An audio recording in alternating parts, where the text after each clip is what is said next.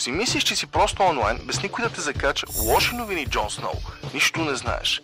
Един ден играх до късно онлайн и някакъв случайен пич ми писа, че ме спектейтва няколко игри, че го кефи как играя и че трябва да влезем в група заедно. Беше ни супер и в един момент той ми каза, че имал ночи да получи безплатни айтеми в играта, плюс много кредити.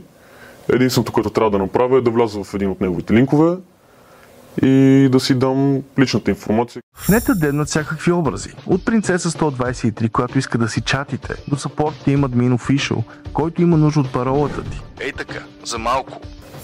Той се представи за мен пред някои от моите приятели в игрите и дори се стигна до там, че ми искаше пари.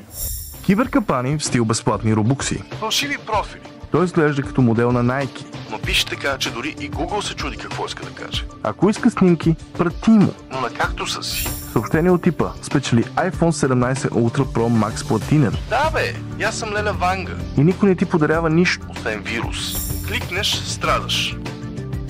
Линкове, като виж кой гледа профила ти, са като да вземеш бомбон от непознат бял ван за Браузър.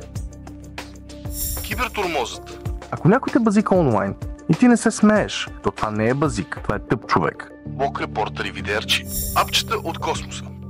Филтър, който ти сменя лицето с това на Доналд Дък. Ми може. Но ако иска достъп до микрофона, камерата и душата ти, Почвай да бегаш, бате.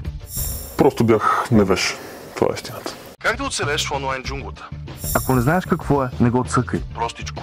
Паролата ти не трябва да е Аз 1, 2, 3, 4. или парола, или I love you.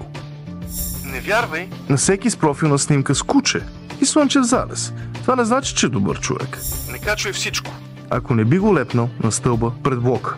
Не го слагай в мрежата. Няма нищо безплатно. Никой не ти мисли доброто, просто ето така. Интернет не прощава. Или си умен, или ставаш част от нечия PowerPoint презентация. По как не се прави?